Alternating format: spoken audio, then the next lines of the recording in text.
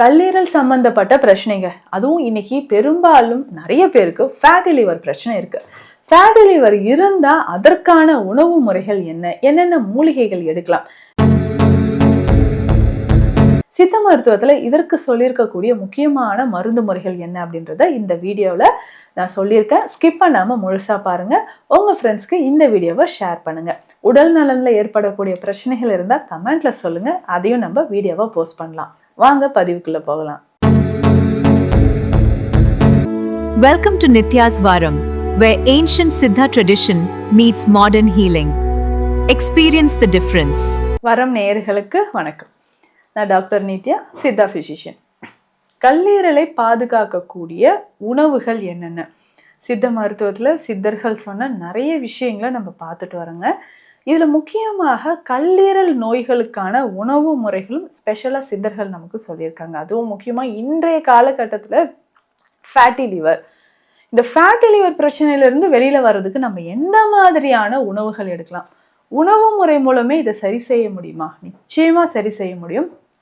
கல்லீரலை பாதுகாக்கக்கூடிய உணவுகள் என்னென்ன அப்படின்றத இந்த பதிவில் நம்ம பார்க்கலாங்க. உங்களுக்கு கொலஸ்ட்ரால் லெவல் அதிகமாக இருந்தாலோ, இல்லை சுகர் அதிகமாக இருந்தாலோ, இல்லைங்க நார்மலாகவே நான் கொஞ்சம் ஒபிசிட்டி, உடல் பருமன் அதிகமாக இருக்கக்கூடிய ஒரு பர்சன் அப்படின்னா, இதில் இந்த பர்சன்கெல்லாம் வரக்கூடிய இந்த ஃபேட்டி லிவர், ஸோ இதிலிருந்து நம்ம எப்படி ஆரோக்கியமாக வாழலாம், ஃபேட்டி லிவர் ரிவர்ஸ் பண்ண முடியுமா? இதுதான் நிறைய பேருக்கு இருக்கிற டவுட்டு. ஸோ காலப்போக்கில் இந்த ஃபேட்டி லிவர் நமக்கு ஜாயிண்டிஸாக மாறிடுமா அப்படின்ற மாதிரியும் ஒரு டவுட் நிறைய பேருக்கு இருக்குது. சரிங்க, இந்த ஃபேட்டி லிவர் இருக்குன்னா நம்ம ஃபஸ்ட்டு ஃபாலோ பண்ண வேண்டிய விஷயங்களில் அதிகமான கொழுப்புச்சத்து இருக்கக்கூடிய உணவுகளை தவிர்த்துக்கோங்க. எண்ணெய் சத்து இருக்கக்கூடிய உணவுகள், நல்ல ஆயிலில் டீப் ஃப்ரை பண்ணது, அசைவ உணவுகள் நிறைய சாப்பிடாதும். ரெட் மீட் சாப்பிட்றவங்களோட எண்ணிக்கை அதிகமாகிட்டே வருதுன்னு சொல்லலாம். அதுவும் நைட்டில் அதிகமாக நீங்கள் சாப்பிட்டுட்டே இருக்கீங்க. ரெட் மீட் நல்லா ஆயிலில் ஃப்ரை பண்ணி அந்த மாதிரி எடுத்துக்கிறதும் நம்ம உடலால் ஜீரணம் செய்ய முடியாது, டைஜஷன் ஆகாமல் உங்களுக்கு கல்லீரல் சம்பந்தப்பட்ட பிரச்சனைகள் அதிகமாக கொடுக்கறதுக்கு வாய்ப்புகள் இருக்குங்க.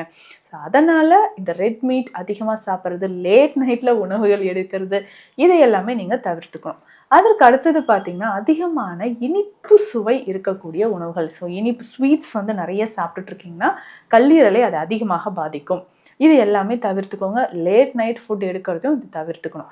அதுக்கப்புறம் உங்கள் கல்லீரல் ஆரோக்கியமாக இருக்க இந்தந்த உணவு முறைகள் எல்லாமே நீங்கள் ஃபாலோ பண்ணிட்டு வந்தீங்கன்னா கல்லீரல், அந்த ஃபேட்டி லிவர் அப்படின்ற பிரச்சனை உங்களுக்கு கம்ப்ளீட்டாக க்யூர் ஆகிறதுக்கு வாய்ப்புகள் அதிகம். உடல் எடையும் கொஞ்சம் கொஞ்சமாக குறைச்சிக்கோங்க.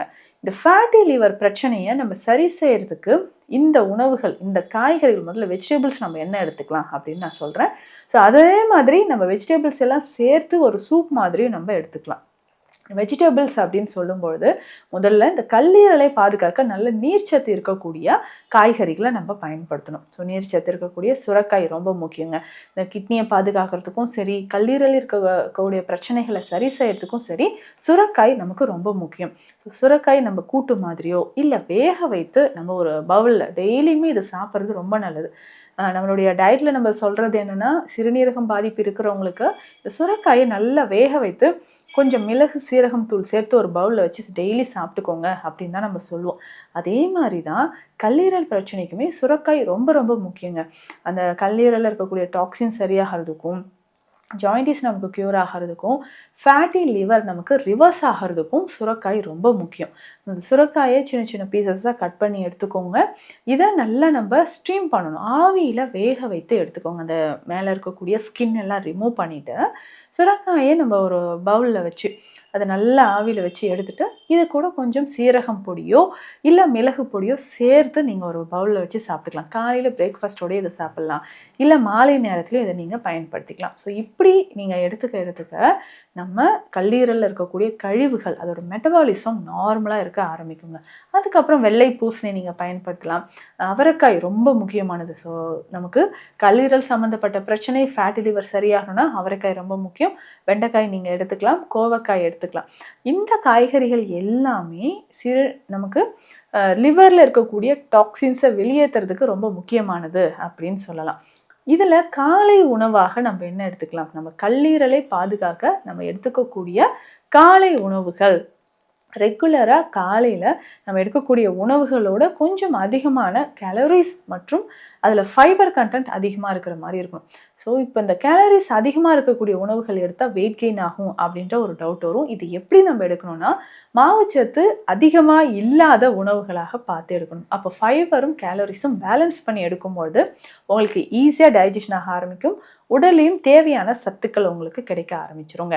ஸோ இதில் மில்லட்ஸ் எல்லாமே சேர்த்து நீங்கள் திணை, சாமையம் இல்லை குதிரைவாளி, இதில் ஏதாவது நம்ம திணை இதோட சேர்த்து, இப்போ திணை நம்ம எடுக்கிறோனாலும் இதில் கொஞ்சமாக ஃப்ரூட்ஸ், நம்மளுடைய வெஜிடபிள்ஸ் நம்ம ஆட் பண்ணிக்கலாம். இதில் ஃப்ரூட்ஸ் அப்படின்னு சொல்லும்போது ட்ரை ஃப்ரூட்ஸும் சேர்த்து நம்ம எடுத்துக்கலாங்க. ஸோ இது ட்ரை ஃப்ரூட்ஸ் சேர்த்து எடுக்கிறது தனியாக ஒரு ரெசிபி மாதிரியும், இல்லை வெஜிடபிள்ஸ் சேர்த்து எடுக்கிறது தனியாகவும் நம்ம எடுத்துக்கலாம். இப்போ இந்த ட்ரை ஃப்ரூட்ஸ் எல்லாமே சேர்த்து எடுக்கிறது அப்படின்னு பார்த்தீங்கன்னா, இப்போ நைட்டே நம்ம இந்த அத்திப்பழம், உலர் திராட்சை, இந்த கச்சூர்காய் அப்படின்னு சொல்கிறோம் இல்லைங்களா, இந்த நல்லா உலர்ந்த பேரிஷை அப்படின்னு சொல்லுவோம், காய் மாதிரியே இருக்கும். ஸோ அது எல்லாமே தனியாக ஊற வச்சுட்டு இதை நம்ம கொஞ்சம் பால் விட்டு நம்ம கற்கண்டோ இல்லைன்னா நாட்டு சர்க்கரையோ சேர்த்தோ நம்ம இதை கஞ்சி மாதிரி ரெடி பண்ணிட்டு செமி சாலிடாக அதில் இந்த ட்ரை ஃப்ரூட்ஸ் எல்லாமே ஆட் பண்ணிவிட்டு காலையில் இதை சாப்பிட்டுக்கலாம். இல்லை அப்படின்னா வெஜிடபிள்ஸ் எல்லாமே சேர்த்து இதில் கொஞ்சம் பெப்பரை ஆட் பண்ணி நம்ம வெஜிடபிள்ஸ் எல்லாமே இந்த திணையோடு சேர்த்து செமி சாலடாக இருக்கிற மாதிரியும் கஞ்சி மாதிரியும் நம்ம எடுத்துக்கலாம். ஸோ இதில் ரெண்டில் ஏதாவது ஒன்று ட்ரை ஃப்ரூட்ஸ் எல்லாமே சேர்த்தும் எடுக்கலாம், வெஜிடபிள்ஸ் எல்லாமே இருக்கிற மாதிரியும் சேர்த்தும் நம்ம எடுக்கலாம். ஸோ இப்படி நம்ம ரெகுலராக ஃபாலோ பண்ணிக்கிட்டே வரும்போது கல்லீரல் சம்பந்தப்பட்ட பிரச்சனைகளுக்கு இது ரொம்ப சிறந்த ஒரு காலை உணவாக இருக்கும். இது ரெகுலராக நம்ம ஃபாலோ பண்ணிக்கிட்டே வரலாம். அதே மாதிரி இந்த கல்லீரல் சம்பந்தப்பட்ட பிரச்சனைகளுக்கு பாதாம் பிசின் மற்றும் முருங்கை பிசினை நீங்கள் பயன்படுத்தலாம். எப்படின்னா, நிறைய பேருக்கு சுகர் லெவல் இன்க்ரீஸ் ஆகிட்டே இருக்குங்க, அதனாலையும் கல்லீரல் சம்மந்தப்பட்ட பிரச்சனை வரலாம். ஸோ இதற்கு நம்ம முருங்கை பிசினை தாராளமாக எடுத்துக்கலாம். உடலில் கல்லீரல் பிரச்சனை இருந்தாவே வெயிட் லாஸ் ஆகிட்டே வரும். ஸோ உடல் சோர்வு இருந்துக்கிட்டே வருது. ஸோ உடலில் பழைய ஸ்டாமினா நமக்கு இல்லைங்க அப்படின்ற மாதிரி இருக்கும். இதற்கு நம்ம என்ன பண்ணலான்னா, கொஞ்சமாக நெய்யில் அந்த முருங்கை பிசினை லைட்டாக ஃப்ரை பண்ணிவிட்டு பவுடர் பண்ணி எடுத்து வச்சுக்கணும். ஸோ இந்த பவுடரை தினம்தோறும் ஒரு அரை கிளாஸ் பாலில் ஒரு 1/4 டீஸ்பூன் அளவு இந்த முருங்கை பிசின் நம்ம நெய்யில் ரோஸ்ட் பண்ணி பவுடர் பண்ணி வச்சுருக்கோம் இல்லைங்களா, அதுவும் கொஞ்சமாக மஞ்சள் பொடியும் சேர்த்து பனங்கற்கண்டு சேர்த்து மிக்ஸ் பண்ணி குடிச்சிக்கலாம். ஸோ காலையிலையோ இல்லை இரவு நம்ம தூங்க போகும்போதோ நம்ம குடிக்கும்போது இது கல்லீரலில் இருக்கக்கூடிய பிரச்சனைகளை சரி செய்யும், உடல் உஷ்ணத்தை நமக்கு குறைக்கும். முக்கியமாக இந்த கல்லீரல் பிரச்சனை இருக்கிறவங்களுக்கு, இந்த ஃபேட்டி லிவர் இருக்கிறவங்களுக்கு பித்தம் அதிகமாக இருக்குங்க. அந்த பித்தத்தை நம்ம சமநிலைப்படுத்துறதுக்கான விஷயங்கள் என்னென்ன அப்படின்றதெல்லாம் பார்த்து ரெகுலராக அதையும் நம்ம ஃபாலோ பண்ணிக்கிறோம். ஸோ இந்த பித்தத்தை குறைப்பதற்கு முக்கியமானது எலுமிச்சை, நெல்லிக்காய் ரொம்ப முக்கியம். கீழாநெல்லி மூலிகை பயன்படுத்தலாம், வல்லாரை கீரையும் நம்ம பயன்படுத்தலாம். ஸோ இந்த நெல்லிக்காயெல்லாம் பார்த்திங்கன்னா நல்ல பவுடர் மாதிரி நெல்லிக்காய் பொடியாக நம்ம எடுத்துகிட்டு நம்ம இது வெந்நீரில் கலந்தும் நம்ம குடிச்சிட்டு வரலாம். ஸோ அப்படி குடிக்கும்போதும் நமக்கு கல்லீரல் சம்மந்தப்பட்ட பிரச்சனைகள் குணமாக ஆரம்பிக்கும். ஸோ முக்கியமாக பார்த்திங்கன்னா அதிகமான இனிப்போ புளிப்பு சார்ந்த உணவுகளோ நீங்கள் தவிர்க்கும்போது உங்கள் கல்லீரல் ஆரோக்கியமாக இருக்கும். ஸோ ரெகுலராக இதை நீங்கள் ஃபாலோ பண்ணிக்கிட்டே வரும்போது ஃபேட்டி லிவர் கொஞ்சம் கொஞ்சமாக நமக்கு ரிவர்ஸ் ஆகுங்க. மாதம் ஒரு முறை உங்களுடைய கொலஸ்ட்ரால் லெவல் எப்படி இருக்குது, லிவர் ஃபங்க்ஷன் டெஸ்ட் எப்படி இருக்குது, அதையும் எடுத்து பார்த்துக்கோங்க. ஸோ இதனோட தகுந்த சித்த மருந்துகள் எடுக்கும்போதும் உங்களுக்கு கல்லீரல் தொடர்பான பிரச்சனைகள் நமக்கு குணமாக ஆரம்பிக்கும். ஸோ இது தொடர்பான மருத்துவ ஆலோசனைகள் தேவைப்பட்டால் ஸ்க்ரீனில் இருக்கிற நம்பருக்கு கால் பண்ணுங்கள். நன்றி. Welcome to Nitya's Varam, where ancient Siddha tradition meets modern healing. Experience the difference.